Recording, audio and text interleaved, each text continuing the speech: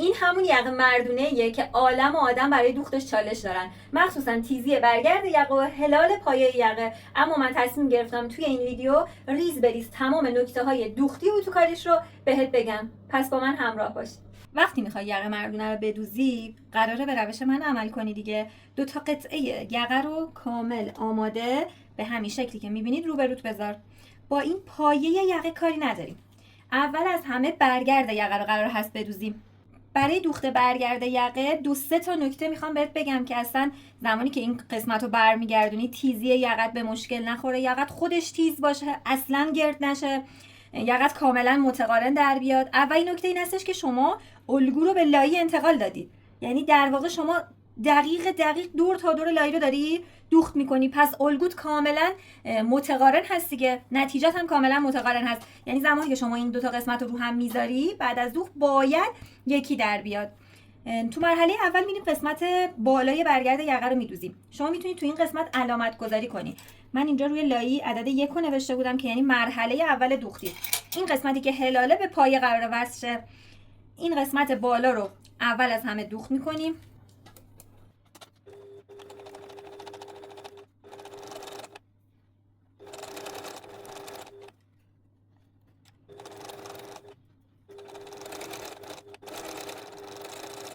سوزنا رو از کار جدا میکنم. اضافات رو به سمت پارچه‌ای که خالی هست و لایی نخورده تا میکنم و روی اون قسمت یک دوخت نیش میزنم.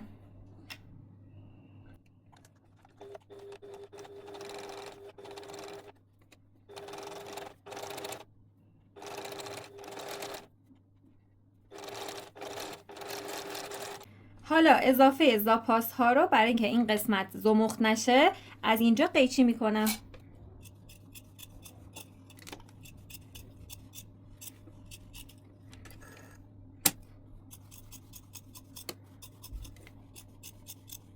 حالا ما رسیدیم برای دوخت قسمت های پهلو. میخوام یه روشی بهتون بگم که نه نیاز باشه نخ از این قسمت رد کنید، نه نیاز به تیزی دارید، نیاز به هیچی ندارید.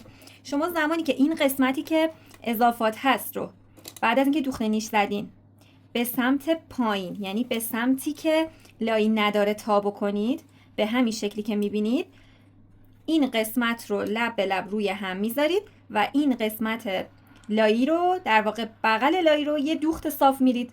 اصلا بعد از اینکه کارتون برگشت هیچ گونه هلال طوری توی این قسمت نخواهید داشت. پس چی کار میکنیم؟ اول اضافاتی که برای زاپاس ها بود رو به سمت پایین تا میکنیم و این قسمت ها رو لب به لب سوزن میزنیم.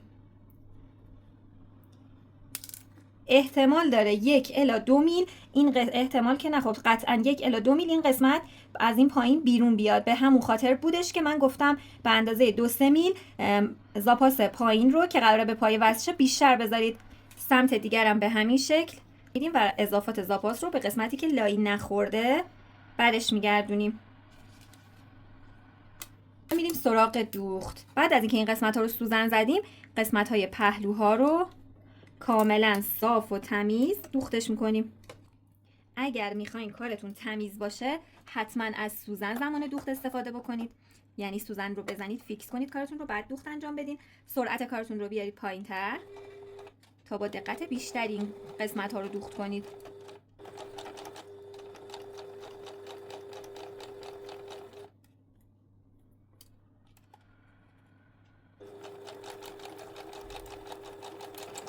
حالا میریم سراغ سمت دیگه.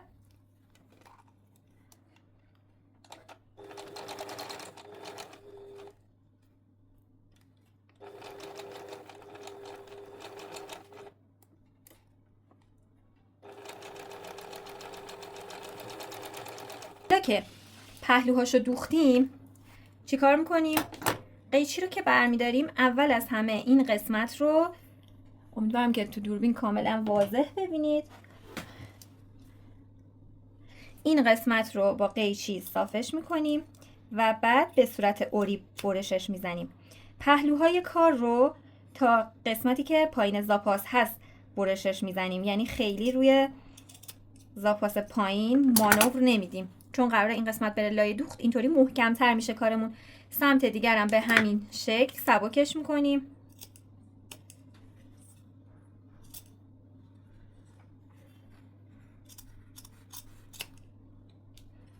این قسمت رو اوریب میبریم. حالا رسیده زمان برگردوندن. زاپاس ها رو به این شکل تا میکنیم، برمیگردونیم با هل نوک قیچی. کارمون کاملا دقیق و تمیز برمیگرده. این دوخت نیشی که اینجا زدیم باعث سنگین تر شدن این قسمت میشه و زمانی که یک اتو میزنیم کارمون دیگه به هیچ عنوان تغییر حالت نمیده. ببینید شما تیزی این قسمت رو،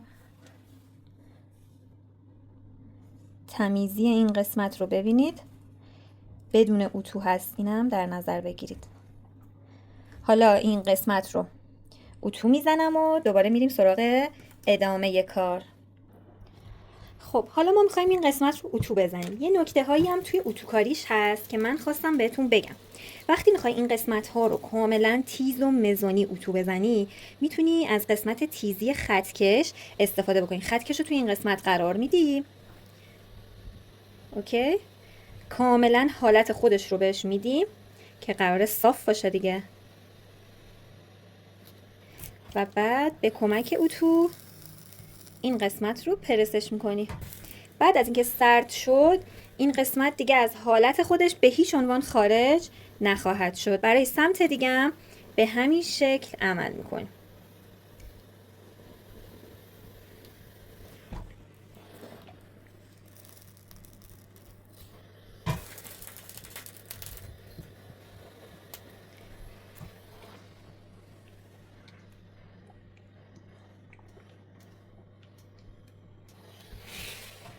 اون 2-3 میلی که از یک طرف اضافه بود رو توی این مرحله اضافاتش رو قیچی میکنیم و یک دستش میکنیم. در واقع ما باید این قسمت 1 سانت زاپاس داشته باشیم که با زاپاس بالای پایه برابری بکنه.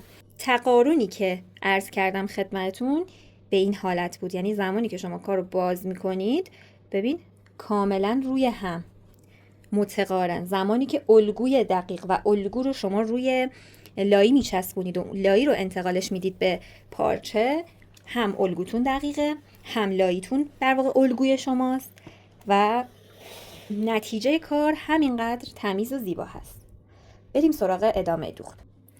حالا برای دوخت مرحله دوم، یعنی وصل برگرد یقه به پایه، ما احتیاج داریم که 2 تا قسمت یقمون رو کامل روبروی خودمون قرار بدیم. برای شروع دوخت یقه و در واقع وصل کردن برگرد یقه به پایه یقه مردونه، من ابتدای کار وسط یقه مردانم رو پیدا میکنم. کار رو به این شکل تا میزنم،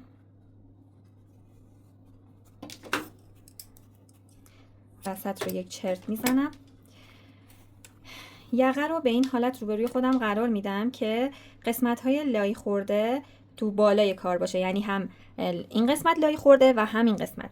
من قرار هست این قسمت لای خورده رو بین این درز قرار بین این 2 تا درز دوخته بشه. این قسمت رو که به حالت رو هست من اینطوری قرار میدم و روی پایه رو برمیدارم، این رو به این حالت وسط قرار میدم، وسط رو روی این پایه مشخص میکنم و روی این قرارش میدم. این 2 قسمت رو، یعنی در واقع قسمت که تیزی یقه مردانه هست، قسمتی که به اندازه زاپاس هست و این قسمت قطع قراره بشه دوخت ما، کاملا چک میکنم.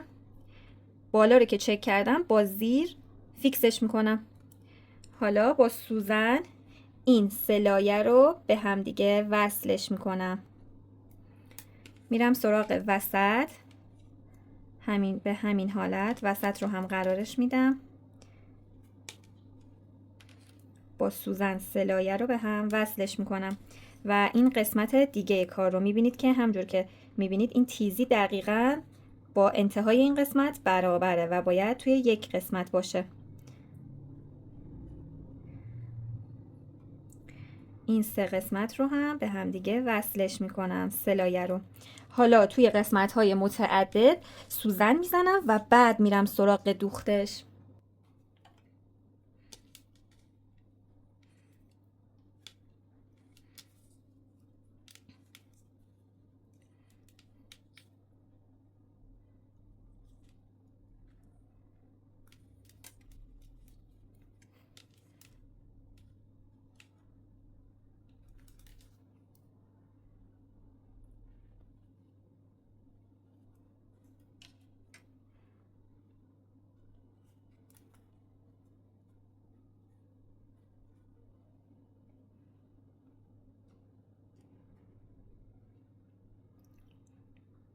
برای دوخت این قسمت از یقه مردونه شما باید به یه سری نکته ها توجه کنید. اولین نکته ها این هستش که شما زیر چرخ تسلط کافی روی دوختتون، روی پارچتون داشته باشید. یعنی زاویه شما مناسب باشه، کار کامل سوزن خورده باشه، فیکس باشه. این همه اصرار من برای آروم دوختن با سرعت پایین کار کردن به خاطر نتیجه تمیز نهایی سرعت چرخ رو پایین میارم. درجه دوخت رو کمی ریزش میکنم از حالت عادی برای اینکه این قسمت های هلال تمیزتر دوخت بشه. شروع به کار میکنم.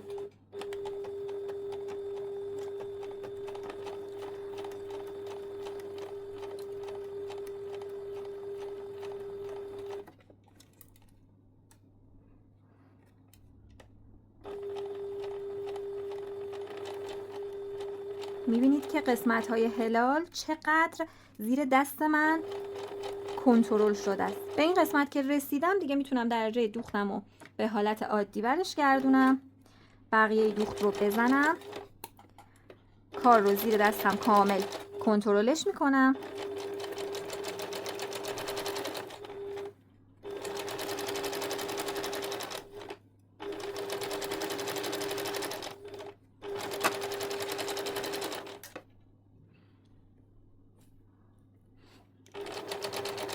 به این قسمت های هلالی که نزدیک میشم دوباره درجه دوختم رو کمی ریزش میکنم.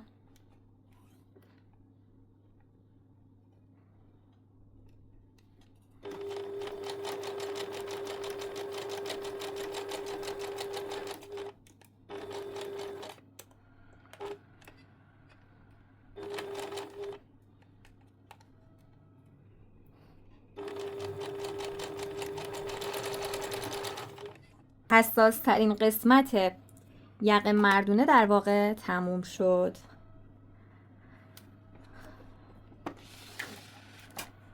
حالا اضافات رو دور تا دور این قسمت من باید قیچی کنم.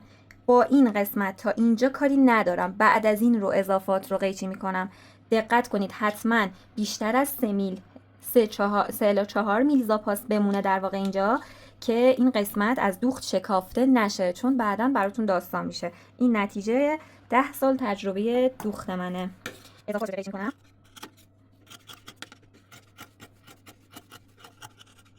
حالا نوبت اینه که من یقه رو به سمت رو برش گردونم. از قسمت هلال کامل دقت کنید بدون اینکه من بخوام چرت خاصی بزنم، که این قسمت های هلال رو دیدین 7-8 برش میزنن. حتی اینجا زاپاس هم پهتر مونده، اما وقتی کار رو برمیگردونم شکل هلال خودش رو کامل حفظ کرده. به خاطر لایی هستش که ما اون رو الگو قرارش دادیم. این روی یقه ما هست.